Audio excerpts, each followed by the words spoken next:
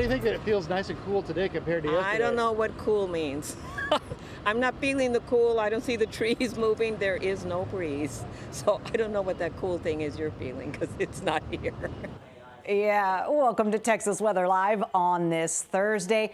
I agree, ma'am, because without much wind, it is just uncomfortable. Now, I will say temperatures a lot cooler for many of us today again due to this thicker cloud cover and some of the showers and rumbles we have moving across parts of North Texas. So first, we want to talk about our holiday forecast, how it could impact fireworks. And then as we go on, we'll talk more about some other parts of the country, too. So showers and storms stay in the forecast through the holiday weekend. Just not everyone going to get rain. Higher rain chances will be in our western zones again tomorrow. But check this out. Highs only in the 80s and 90s. I'd say if you've lived in Texas any amount of time and have dealt with some of our summers recently, you'll take 80s and 90s for a 4th of July weekend for sure. And then that back to normal heat. Yeah. It returns next week, but let's leave it there for now. Current temperatures mid 80s in a lot of spots, upper 80s around Lantana. So that thicker cloud cover really in place for many.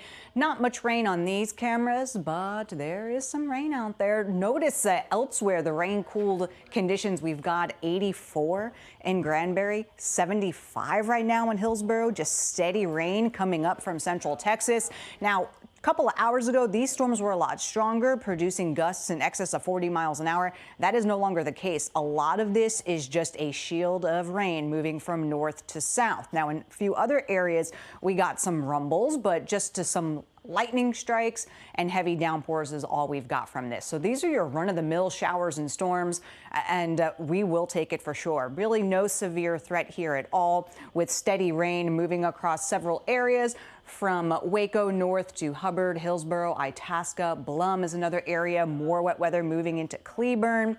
Back off to the west and southwest, we've got some pockets of heavier rain with these thunderstorms, an isolated lightning strike or two in a few of these moving through Erath County. Same goes for what we're seeing up into Palo Pinto, parts of Eastland, as well as Stevens County, too. So general motion here will continue to be from south to north as we go through the late afternoon and early evening hours. You'll notice not as much activity, though, once we exit this little cluster.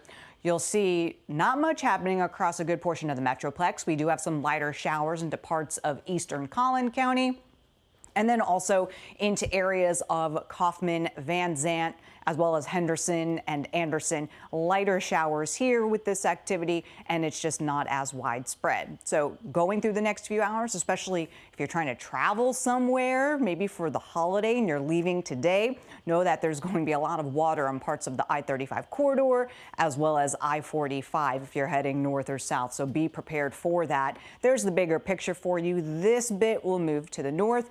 And with a lot of this precipitation, once the sun sets, even though we can't really see much of it, it'll weaken. So any fireworks tonight, maybe Kaboom Town, that's a big one. Yeah, I don't think there'll be as much precipitation out there, and definitely not as much lightning. So it should be decent for fireworks. This is the overall pattern. This ridge still hanging here, not very strong, allowing these little pieces of energies to wrap around it clockwise. So we've got this first round coming in. Notice there's still so much back to the west. So all of that moisture we still will have around here, which is why we continue with these rain chances over the next several days. So specifically for tomorrow, morning hours, we see one round come in. Highest coverage of scattered showers and rumbles will be in our western zones. I think it'll be a little more isolated as you head to the I-35 corridor and points eastward. That begins in the morning, will continue into the afternoon. So yes, outdoor boating plans. You'll want to have the WAP handy, paying attention to radar. If you hear thunder, you got to get out of the water. If you're barbecuing, you need to be indoors, seeking shelter underneath a tree or any kind of small metal type sheds. That's not where you want to be. We need you indoors if you can hear that thunder, because you can be struck by lightning. Now, as the afternoon goes on, we get into the evening hours. We will see less coverage from the I-35 corridor eastward, and then just isolated showers and rumbles continuing into the Friday evening. So will everyone be rain-free for fireworks Friday?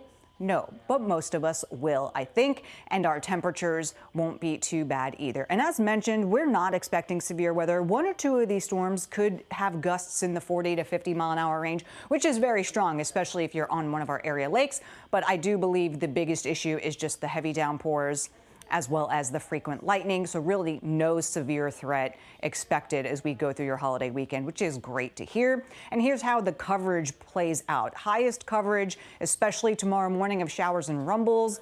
About 30% for DFW. It will be higher to the west, and then we'll see some of those pop-up showers and storms for the afternoon, early evening. We drop it to 10% for your Saturday and 20% Sunday, Monday. And once we start to lower the coverage of rain, get a few more peaks of sun, that's when those afternoon temperatures will climb just a bit. But I still think, what I like to say, we are seasonably hot this weekend. More 90s will be back, but upper 90s triples definitely not around just yet. So decent for us. So notice that computer model starting to bring more activity up from the south. I think a lot of us will have a break for fireworks this evening. And then we're likely to see more develop tomorrow morning, nothing too wild. And then with some heating of the day, more pop-ups for your afternoon. Once we get to 9, 10 o'clock, most areas are quiet tomorrow evening as well. And then we're likely to do this again on Saturday, potentially with some activity in the morning and then isolated in the afternoon. Slightly below normal temperatures, at least for a little while longer, and then things will warm up. There is your forewarned 7-day forecast. Upper 80s for the 4th of July. How nice is that? But you'll definitely want to keep an eye to the sky for those showers and storms in the coming days. And then once we start to dry out next week, that's when those temperatures begin climbing. Speaking of fireworks, many North Texas cities are putting the final touches on their shows. Fox 4's Lori Brown has more. Garland is gearing up for a huge celebration here at Red, White, and U. It will be the first time in 15 years that fireworks will be back in downtown Garland. Dana Lodge, who helped organize the event, said that they're watching the weather forecast closely, and so far so good. How does this temperature feel compared to a normal July 3rd day? Well, it feels wonderful. We just did a Juneteenth festival 2 weeks ago. It was already 95 degrees. The crew was sweating before 10 a.m. So here they are setting up today, just loving the weather. We're definitely watching it, but it looks like we're going to have some midday showers, and then it's going to clear, and it's actually going to be perfect because we're not going to be baking at 100 degrees. We're going to have a great temperature, and it's going to be completely clear for those fireworks at 9:30. Because the heat is typically very oppressive in July, the city brought out this giant Mr. Tunnel, but I can tell you with temperatures in the 80s right now, it is truly not even needed. A very pleasant 3rd of July forecast. In Garland, Lori Brown, Texas Weather Live.